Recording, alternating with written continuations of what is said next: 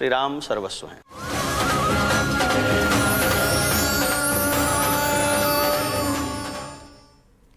अयोध्या की पावन नगरी के मंगल दर्शन, ब्रह्म मुहूर्त से लेके शयन आरती तक किस तरह की दिनचर्या रहती है, ऋतुओं के अनुसार किस तरह दिनचर्या बदलती है, बेहद ही खूबसूरत प्रस्तुति देखी। बिल्कुल, अति सुंदर प्रस्तुति। और आज रामनवमी के अवसर पर तो दिनचर्या और भी विशेष होगी, खासतौर पर दोपहर 12 बजे जब सूर्य की किरणों से प्रभु राम लला का सूर्य तिलक होगा।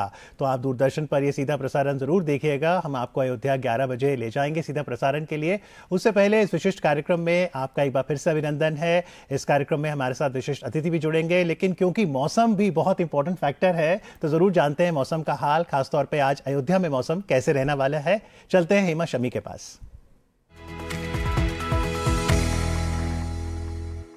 आज चैत्र मास की 9वीं तिथि, प्रभु राम का जन्मदिन। जय सिया राम। मैं हूं हेमा शमी, आपके साथ डीडी मॉर्निंग शो के इस खास सेगमेंट डीडी मौसम अलर्ट में आपका स्वागत है। डीडी मौसम अलर्ट में हम जानते हैं देश भर के मौसम का हाल, साथ ही जानेंगे 4 महानगरों का तापमान भी। शुरुआत करेंगे उत्तर भारत से। तो जम्मू कश्मीर, हिमाचल प्रदेश, उत्तराखंड, लद्दाख की अलग अलग जगहों पर तेज हवा चलने के साथ कहीं हल्की कहीं मध्यम बारिश देखने को मिल सकती है। कुछ जगहों पर बर्फबारी की आशंका जताई जा रही है। बात की जाए अगर मैदानी इलाकों की, तो दिल्ली, एनसीआर, पंजाब, हरियाणा, उत्तर प्रदेश में आंशिक रूप से बादल छाए रहेंगे। मौसम विभाग के मुताबिक कुछ जगहों पर तेज हवा चलने के साथ बारिश देखने को मिल सकती है। नजर डाल लेते हैं पूर्वी भारत की तरफ। तो यहां पर मौसम गर्म बना हुआ है। बिहार के कुछ हिस्सों में तेज गर्मी और लू चलने को लेकर अलर्ट जारी किया गया है। नजर डाल लेते हैं पूर्वोत्तर भारत की तरफ। तो असम, नागालैंड, मिजोरम, सिक्किम की अलग अलग जगहों पर बिजली चमकने और तेज हवाओं के साथ कहीं हल्की कहीं मध्यम तो कहीं भारी बारिश देखने को मिल सकती है। वहीं सिक्किम और अरुणाचल प्रदेश में बर्फबारी की आशंका जताई जा रही है। नजर डाल लेते हैं अब दक्षिणी भारत की तरफ।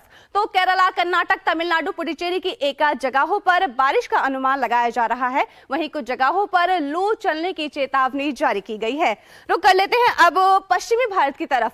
तो गोवा, गुजरात, महाराष्ट्र में मौसम गर्म बना रहेगा। हालांकि कुछ जगहों पर बारिश का अनुमान लगाया जा रहा है। नजर डालें अगर राजस्थान की तरफ, तो यहां पर भी तेज हवाओं के साथ हल्की बूंदाबांदी देखने को मिल सकती है। आखिर में बात करेंगे मध्य भारत की। तो मध्य प्रदेश, छत्तीसगढ़, विदर्भ में मौसम सामान्य रहने वाला है। हालांकि कुछ जगहों पर बारिश देखने को मिल सकती है। तो ये था देश भर के मौसम का हाल। अब नजर डाल लेते हैं देश भर के विभिन्न शहरों के तापमान पर।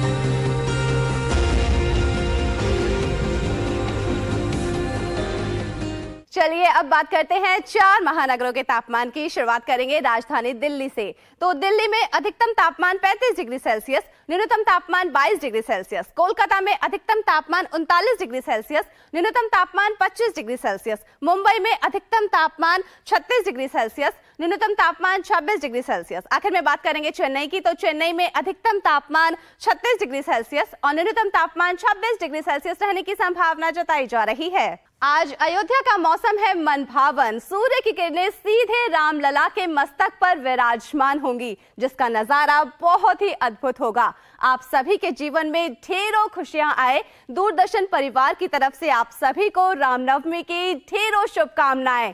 जय सिया राम।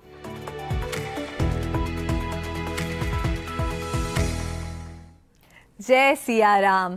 तो अयोध्या का मौसम रहने वाला है मनभावन, और हो भी क्यों ना, क्योंकि रामनवमी का अवसर है। इतना सुंदर ये दिन है और सूर्य तिलक की तैयारी तो पूरे विश्व भर में हो चुकी है और सभी बहुत एक्साइटेड हैं इस सुंदर दृश्य के लिए भी। तो आइए शुरुआत करते हैं, इस दिन को और बेहतर बनाते हैं, सुंदर बनाते हैं। जानते हैं आज का सुविचार।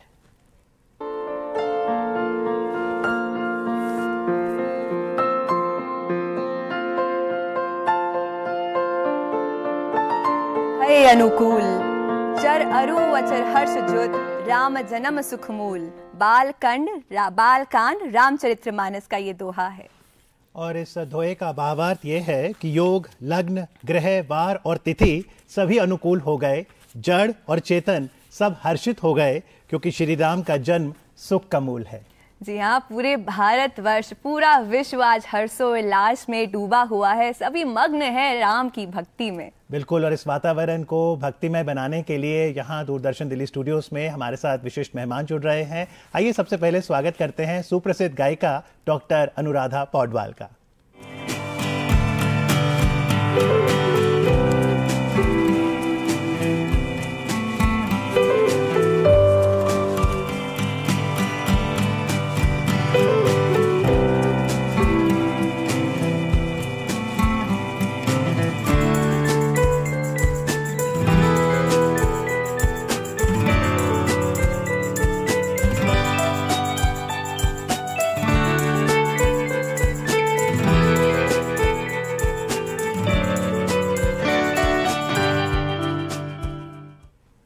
अनुराधा जी, जय सिया राम। जय सिया राम। और साथ ही हमारे साथ स्टूडियो में मौजूद हैं एक प्रसिद्ध लेखक अमीश त्रिपाठी जी।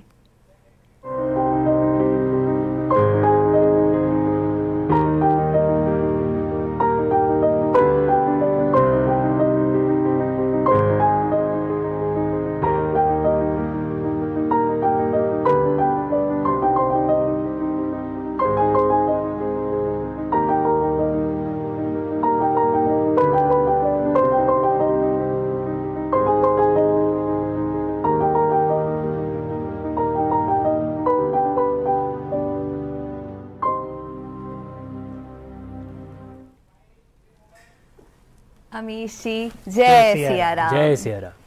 अनुराधा जी, आपसे बातचीत का सिलसिला शुरू करते हैं। आज 17 अप्रैल है, लेकिन मैं आपको 22 जनवरी ले जाना चाहता हूँ, जब आप अयोध्या धाम में मौजूद थी और प्राण प्रतिष्ठा कार्यक्रम में आपने भाग लिया। जब प्रभु रामलला का जो पहला दर्शन था, तब कैसा अनुभव रहा? आप जब इसका जिक्र भी करते हैं तो आंख भर आती। वो एक ऐसा क्षण था जब 8000 लोग जो वहाँ पर मौजूद थे, सभी की आंखों में आंसू थे।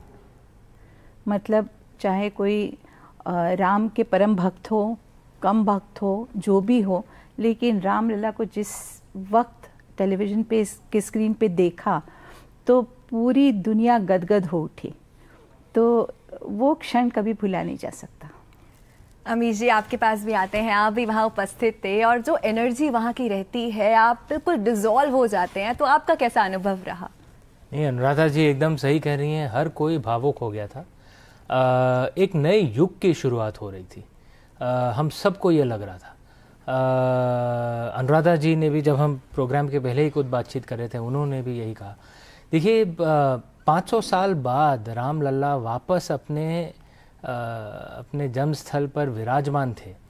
वहाँ पे जो भी लोग थे, मैं तो कह सकता हूँ कि हमने कभी नहीं सोचा था कि अपनी ज़िंदगी में ये क्षण देखने को मिलेगा। शिव जी का आशीर्वाद है, प्रभु श्री राम का आशीर्वाद है कि हम सब उस युग में जी रहे हैं जब श्री राम वापस आ गए अपने जन्म स्थल पर, अपने हक पर। और ये हमारी संस्कृति के लिए, हमारी सभ्यता के लिए, हमारे देश के लिए इतना महत्वपूर्ण क्षण है। और 200-300 साल बाद जब हमारे देश का इतिहास पुनः लिखा जाएगा, तब मैं दावे के साथ कह सकता हूँ कि लोग कहेंगे ये एक क्षण था जहाँ एक नई युग की शुरुआत हुई और भारत माँ की एक नई हम लोग एक पथ पर निकल पड़े। जी बिल्कुल, ये हम सबका सौभाग्य है कि हम इस इतिहास के साक्षी बन रहे हैं। और उस दिन न केवल आपको रामलला के दर्शन हुए, आपने अपनी बेटी कविता जी के संग वहाँ पर राम स्तुति का एक गाना भी गाया। जी जी, उसका एक बहुत ही इमोशनल इंसिडेंट मैं आपको सुनाना चाहती हूँ। आज से 20 साल पहले जब मैं गई थी अयोध्या, तो वहाँ पर मतलब बचपन से सिर्फ मैंने भगवान राम की कहानियाँ सुनी थी, रामायण की कहानी सुनाती थी मेरी बुआ मुझे। तो एक कल्पना ये थी कि अयोध्या में तो बड़ा सा महल होगा, रामलला की बड़ी मूर्ति होगी राम जी की। और जब मैं वहाँ पे गई थी तो आई वाज शॉक कि मैंने देखा कि वहाँ एक टेंट था, एक टेंट था, एक चबूतरा था, और वहाँ पे एक पुजारी जी बैठे थे, ठंड के दिन थे तो कंबल ओढ़ के बैठे थे। तो मैंने कहा पंडित जी रामलला, बोले ये दर्शन कर लो। मैंने कहा नहीं अयोध्या के राम जी। तो बोले हाँ यही है। तो it just did not think कि ऐसे कैसे हो सकता है। और मुझे मतलब आई वॉज वेरी इमोशनल कि हिंदुस्तान में राम जी की ये स्थिति। तो मैंने बहुत इमोशनली मैंने कहा कि भगवान जी मैं माफ़ी चाहती हूँ आपसे, लेकिन बहुत जल्दी आप इसमें से बाहर आइए और आपका जिस वक्त बहुत भव्य मंदिर बनेगा तो आपके लिए मैं आके गाऊंगी। उस वक्त तो ये ना गवर्नमेंट थी ना ये सब कुछ था ही नहीं, मतलब it was just a very casual thing. पर वो चीज़ मेरे दिमाग में रही कि इनका भव्य मंदिर जब बनेगा तो मुझे जाके गाना है। टाइम्स चेंज्ड, 20 साल बीत गए, फिर बहुत कुछ हुआ और भव्य मंदिर बन भी गया। अब मैं टू बी वेरी ऑनेस्ट मैं सोच रही थी कि पता नहीं मतलब इतने डिग्निटरीज है अपने देश में, इतने सेलिब्रिटीज़ है, इनके मंदिर के लिए इनविटेशन अपने पास आता भी है नहीं। टू बी वेरी ऑनेस्ट भाई आ गया। तो आई वॉज़ वेरी हैप्पी कि जिस तरह से, और बहुत ही जैसे हम अपने घरों में अपना पर्सनल कोई कार्य हो तो जिस तरह से हम जाके इनवाइट करते हैं अपने चावल दे के, अक्षता दे के वगैरह, उस तरह से उन लोगों ने इनवाइट किया। तो दूसरे दिन सुबह पूजा करते वक्त मैंने कहा भगवान जी इनविटेशन तो मिल गया, मैं तो ज़रूर आऊँगी, थैंक यू। लेकिन मेरे दिमाग में वो चीज़ बैठी हुई है कि मैंने आपको कहा था कि मैं गाऊंगी। अब मुझे याद है, लेकिन इस कमिटमेंट को ऑनर करना आपके हाथ में है, क्योंकि मैं किसको जाके बोलूँगी कि भाई मैंने रामलला को बोला तो मुझे गाना है, आई कांट डू दैट।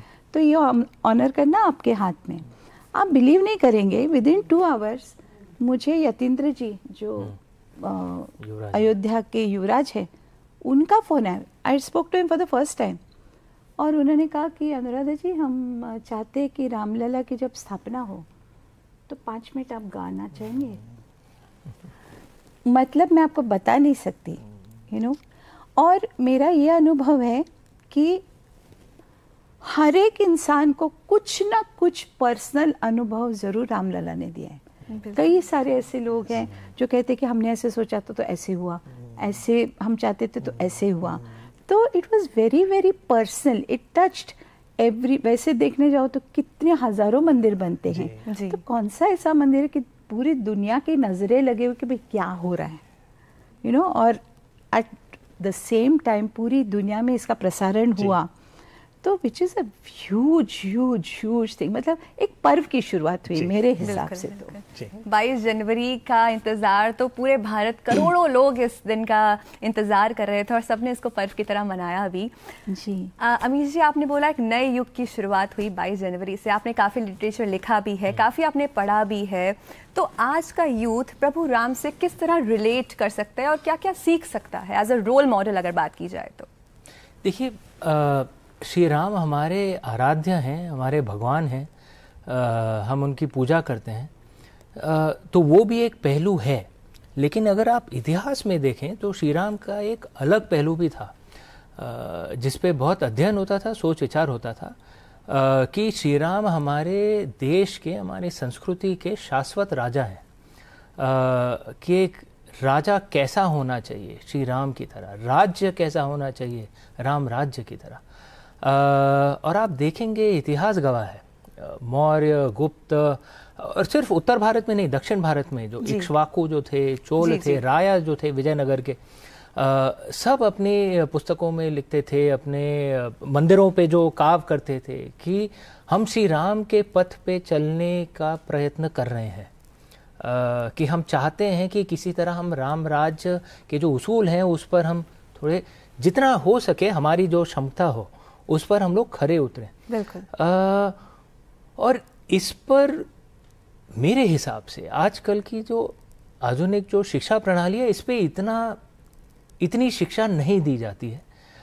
तो हमारी जो युवा पीढ़ी है इसे खुद इस पर कुछ अध्ययन करना पड़ेगा। शिक्षा प्रणाली में भी सुधार आएगी धीरे धीरे, लेकिन कि राम राज्य की परिभाषा क्या है इस पर हम लोग जितना सोच विचार करें, क्योंकि देखिए 1000 साल पहले राम राज्य की परिभाषा अलग थी, 500 वर्ष पहले अलग थी। उस समय तो आक्रांता आ रहे थे बार बार हमारे देश के, तो भाई राम राज्य की परिभाषा अलग थी। विजयनगर साम्राज्य था, उसकी अलग एक परिभाषा थी। लेकिन आज के माहौल में जब भारत सशक्त हो गया है, जब कोई भी आक्रांता इतनी आसानी से हमारे देश में घुस के नहीं आ सकता है, उल्टा हम लोग घर में घुस के मारते हैं अगर कोई आए तो फिर हमारे देश में राम राज्य की परिभाषा क्या होनी चाहिए, इस पर सोच विचार की जरूरत है। और हम लोग एक गणतंत्र हैं, एक डेमोक्रेसी है, तो जो जनता जनार्दन है, तो जो जनता सोचेगी राम राज्य की परिभाषा क्या है, राजनेता वही डिलीवर करेंगे। तो इस पर हरदम सोच, मेरे हिसाब से सोच विचार होने की जरूरत है। राम राज्य की परिभाषा आज के माहौल में क्या है? जी बिल्कुल, इतिहास को वर्तमान से जोड़कर देखना जरूरी है उज्जवल भविष्य के लिए। अनुराधा जी, डीडी मॉर्निंग शो पर रोज सुबह हम आपकी मधुर आवाज में सौंदर्य लहरी सुनते हैं, और सौंदर्य लहरी आदि शंकराचार्य जी की रचना है, और प्राण प्रतिष्ठा में भी जब आपने प्रस्तुति दी वो भी आदि शंकराचार्य जी की प्रस्तुति थी। तो दर्शक जरूर सोच रहे होंगे अनुराधा जी आज दूरदर्शन आई हैं तो आज क्या गुनगुनाएंगे? मीराबाई का लिखा हुआ एकमेव राम जी का भजन, अच्छा, जो कि विश्व प्रख्यात है, उसकी 2 लाइंस में गुनगुनाती हूँ। जी। वस्तु अमौलिक दी मेरे सतगुरु, वस्तु अमौलिक दी मेरे सतगुरु, कृपा कर अपनायो पायो जी मैंने राम रतन धन पायो। बहुत सुंदर, बहुत सुंदर। राम जी की जो एक कहानी है अमीश जी, पहले वाल्मीकि जी ने लिखी, वो आदि कवि बने, फिर 16वीं शताब्दी में गोस्वामी तुलसीदास ने रामचरितमानस, और उसके बाद हमने देखा है कि अलग अलग संत, कवि, लेखकों ने अपनी तरफ से एक इंटरप्रिटेशन दी है। जब आपने श्री रामचंद्र सीरीज पर किताब लिखी तो आपकी इंटरप्रिटेशन क्या है? इसको समझने के लिए पुस्तक की शुरुआत कहाँ से हुई वो बताना ज़रूरी होगा। शिवात्रय समाप्त हो गई थी मेरी जो पहली जो पुस्तक श्रृंखला है, और भाई अगली सीरीज़ में क्या लिखूँगा, मतलब मैं निर्णय नहीं ले पा रहा था। तो जैसा मेरे साथ अक्सर होता है कि अगर मैं निर्णय नहीं ले सकता हूँ तो शिव जी आके कुछ कर देते हैं जो निर्णय अपने आप हो जाता है। मैं एक लिट फेस्ट में था मुंबई में, और मैं बातचीत कर रहा था शिव जी की, श्री राम की। मैंने कुछ फलसफे, कुछ दर्शन समझाने की कोशिश की, और वहाँ पे एक युवा एक महिला थी, वो उठ खड़ी हुई और उन्होंने श्री राम पे कुछ प्रश्न उठाए। देखिए हमारी संस्कृति में ब्लास्फेमी कॉन्सेप्ट तो है नहीं, ठीक है, हम सबको हक है, हमारे जो आराध्य हैं उनके ऊपर अगर हमें प्रश्न उठाने तो हक है, लेकिन शब्दों की मर्यादा होनी चाहिए। आप भगवान की बात कर रहे हैं, आप देव देवी की बात कर रहे हैं, और देखिए मैं ज़्यादातर मैं इतना उत्तेजित तो होता हूँ नहीं, लेकिन जिस तरह से उस युवा ने जैसे जो बातचीत की तो मुझे दिल को ठेस पहुँची कि भाई भारत देश में कोई श्री राम के बारे में ऐसे बात कर रहा है, ये क्या है। और अगर हमारी युवा पीढ़ी हमारी जड़ों से कट जाए तो फिर भाई हमारे पूर्वज जितने 1000 साल तक लड़ते रहे हमारी संस्कृति बचाने के लिए, और आज हम खुद अपनी संस्कृति को भुला दें तो फिर क्या फ़ायदा। उसी समय मैंने निर्णय लिया, मेरा अगला पुस्तक में श्री राम के ऊपर ही लिखूंगा कि युवा पीढ़ी को समझाया जाए ये इतने श्री राम हमारे लिए इतने महत्वपूर्ण क्यों है। स्पेशली ज़्यादातर जो शहरी इलाकों में जो पश्चिमीकरण, अंग्रेजीकरण थोड़ा ज़्यादा हो रहा है, मैं पश्चिम विरोधी नहीं हूँ, अच्छी बातें हैं पश्चिम से, सीखनी चाहिए, लेकिन हमें अपने जड़ों से जुड़ना रहेगा। और हाँ, इसका मतलब ये नहीं कि हम रूढ़िवादी हो जाएं। भाई कुछ परंपराओं में कुछ सुधार की ज़रूरत है, हाँ ज़रूर करें, लेकिन अपने जड़ों को भूलना नहीं चाहिए, बहुत महत्वपूर्ण है। और ये जो संतुलन है, जो बैलेंस है, इसे संभालने की बहुत ज़रूरत है कि आधुनिक ज़िंदगी के, आधुनिक संसार के जो अच्छी बातें हैं वो ज़रूर सीखें, लेकिन हमारे देवी देवता, हमारे परंपरा, शिव जी, श्री राम, सीता माँ, दुर्गा माँ, इन सब, कृष्ण भगवान, इन सब से जुड़े रहें, गौतम बुद्ध, महावीर, इन सब से जुड़े रहें। तो मेरा बस ये प्रयत्न था कि भाई जो प्राचीन जो कहानी है इसे आधुनिक रूप में कैसे पेश किया जाए। और मैं इसमें राम राज्य की वार्ता कर रहा हूँ कि भाई मेरे हिसाब से आज के आधुनिक माहौल में राम राज्य की परिभाषा क्या है, न्याय क्या है, फ्रीडम का मतलब क्या है, इस सब में मैं कुछ दर्शन, कुछ समझाने की कोशिश करता हूँ, लेकिन एक कहानी के द्वारा। एक एंशिएंट और कॉन्टेम्प्रेरी का परफेक्ट कॉम्बिनेशन देखने को मिलता है आपकी सभी किताबों में। अनुराधा जी, आपने डॉक्टरेट भी किया है म्यूजिक एज ए थेरेपी। अगर भक्ति रस की बात करें तो भक्ति also helps in emotional channelising या इमोशनल क्लेंजिंग में भी मदद करता है। बिल्कुल होता है जी। तो किस तरह हम भक्ति के माध्यम से इमोशनली अपने आप को स्टेबल कर सकते हैं? देखिए, हमारी जो स्क्रिप्चर्स हैं तो ये इतने पोटेंट हैं कि हर एक में कोई ना कोई ताकत है। जैसे सौंदर्य लहरी को ही लीजिए, उसमें 100 श्लोक हैं, तो हर एक श्लोक जो है it is meant for a particular cause. तो उसका अमुक इतनी बार चैंटिंग करके, अमुक तरह से पूजा करने से वो सिद्ध हो जाता है।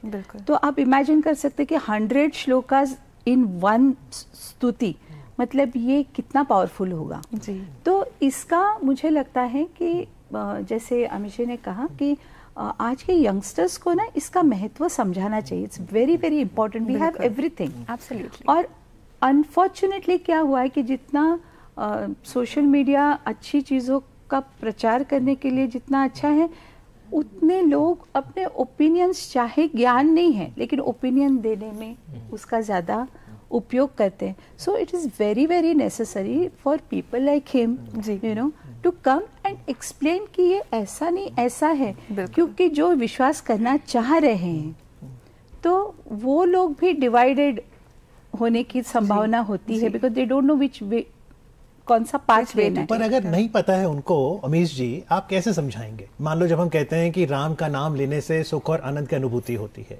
राम का यशगान करने से अच्छा महसूस होता है, राम का नाम कैसे पड़ा, उनका जन्म अयोध्या में ही क्यों हुआ, क्यों उन्हें वनवास जाना पड़ा? युवा पीढ़ी कई बार जब कहानी पढ़ती है तो इस तरह के सवाल उसके जहन में आते हैं। देखिए, युवा पीढ़ी, देखिए हर पीढ़ी का एक लेंस होता है। जैसे मेरी आयु करीब 50 साल की हो गई है, तो हमारे पीढ़ी में एक रिबेलियन का, बस बागी बनना है। इसलिए अमिताभ बच्चन 1970s में इतने पॉपुलर थे, 1970s 1980s में। इसलिए हमारे कई थोड़े, मतलब जो थोड़े ज़्यादा ही उत्तेजित थे, नक्सलवादी भी बन गए। और ये एक ट्रेंड था हमारे पीढ़ी में। आज की जो युवा पीढ़ी है उसमें एक ट्रेंड है कि जब तक कोई चीज़ कूल नहीं होगी वो आगे नहीं बढ़ते। उनको वो कूल होना चाहिए और हर चीज़ को रैशनल तरीके से समझाना चाहिए। अगर आप उन्हें कहें कि भाई मैंने कह दिया तो कह दिया, ये मानना पड़ेगा, नहीं, वो नहीं करेंगे। अगर आप उन्हें समझाएं कि भाई इसका फ़ायदा क्या है, अगर आप उन्हें कहें कि देखिए जल्दी उठना, जैसे मैं एक बहुत छोटा उदाहरण दे रहा हूँ, हमारे परंपरा में कहा गया है, हमारे शास्त्र पुराण में कहा गया है कि जल्दी उठिए, ओके, जल्दी सो जाइए और सुबह जल्दी उठिए। लेकिन अगर आप ये कहें कि मैंने कह दिया आपको उठना है, तो वो नहीं मानेंगे। अगर आप समझाएंगे कि भाई ब्रह्म मुहूर्त के समय में अगर आप जगे हैं तो आपका जो पीनियल ग्लैंड है वो एक्टिवेट होता है। आपका पीनियल ग्लैंड अगर एक्टिवेट होता है, आप में ज़्यादा स्फूर्ति होती है, ज़्यादा शक्ति होती है, ज़्यादा इंटेलेक्ट आता है। ये अगर आप साइंटिफिक तरीके से समझाएंगे तो फिर वो मानने को तैयार है। मैं इसलिए पूछ रहा था आपसे क्योंकि आप देखिए, जब अनुराधा जी गाना प्रस्तुत करती हैं, पायो जी मैंने राम रतन धन पायो, तो रोंगटे खड़े हो जाते हैं। कैसे समझाएं? हाँ। जब वो दर्शन की बात करती हैं तो उनकी आंखें भर आती हैं। तो ये भावनाएं कैसे समझाएं अनुराधा जी? ये देखिए, कुछ चीजें ना समझाने की नहीं होती, अनुभूति होती है जी, टू बी एक्सपीरियंस। अभी ये मेरा कई लोगों के साथ मेरा ये अनुभव है कि राम रक्षा जो है, it's anti depressant. Okay, yes, it is an anti depressant. ये कई लोगों से मैंने सुना है, लेकिन मुझे पर्सनली ये लगता है कि उसको राइट सुर भी मिलना ज़रूरी है। मतलब उन शब्दों को आप आजकल क्या एवरीबडी इज इन अ हरी, तो बहुत लोग मुझे कहते हैं कि राम रक्षा हम आपकी आवाज़ में सुनना चाहते हैं, लेकिन थोड़ा जल्दी जल्दी वाला करिए। मैंने कहा नहीं, फिर दूसरे का सुनो, मैं नहीं करूँगी।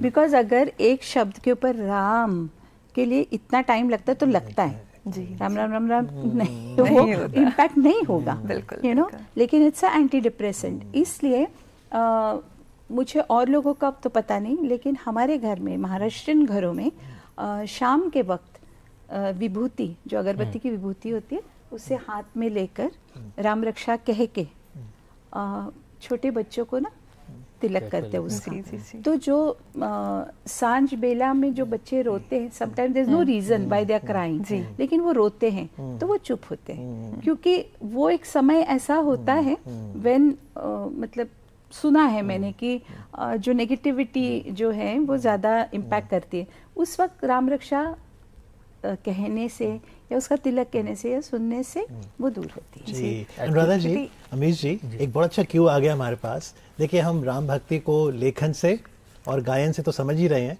पर जो भी आप मॉडर्न और कंटेम्प्रेरी की बात कर रही थी वो आपको अगली प्रस्तुति में देखने को मिलेगा, और वो देखने के बाद बड़ा इंटरेस्टिंग रहेगा कि आप कैसे देखते हैं जब हम कंटेम्प्रेरी डांस की बात करेंगे। क्योंकि वेरोनिका, जब प्रभु राम की बात हो तो भक्त हनुमान की चर्चा कैसे ना हो। जी हाँ, हनुमान जी, जब भी जैसे हमने बात करी कि जितने भी ये टेक्स्ट है एंटी डिप्रेसेंट है, तो हनुमान चालीसा एक ऐसा टेक्स्ट है, जब भी जीवन में आप कभी निराश महसूस कर रहे हो, कभी साहस चाहिए हो, कभी आत्मविश्वास चाहिए हो, तो क्या सुनना है?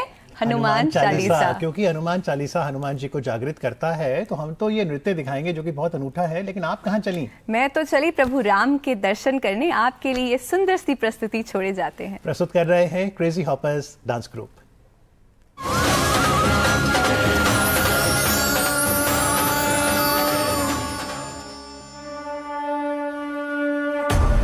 श्री गुरु चरण सरोज रज, निज मनु मुकुरु सुधारी, वरनौ रघुबर विमल जसु, जो दायक फलचारी। जय हनुमान ज्ञान गुण सागर, जय कपीस तिहु लोक उजागर, रामदूत अतुलित बल धामा, अंजनी पुत्र पवन सुत नामा। रामदूत अतुलित बल धामा, अंजनी पुत्र पवन सुत नामा, महावीर विक्रम बजरंगी, कुमति निवार सुमति के संगी। जय हनुमान ज्ञान गुण सागर, जय कपीस तिहु लोक उजागर, जय हनुमान ज्ञान गुण सागर, जय कपीस तिहु लोक उजागर, जय कपीस तिहु लोक उजागर। रामदूत अतुलित बल धामा, अंजनी पुत्र पवन सुत नामा, महावीर विक्रम बजरंगी, कुमति निवार सुमति के संगी। शंकर सुवन केसरी नंदन, तेज प्रताप महाजगवंदन, शंकर सुवन केसरी नंदन, तेज प्रताप महाजगवंदन। विद्यावान गुणी अति चातुर, राम काज करिबे को आतुर, विद्यावान गुणी अति चातुर, राम काज करिबे को आतुर। प्रभु चरित सुनिबे को रसिया, राम लखन सीता मन बसिया।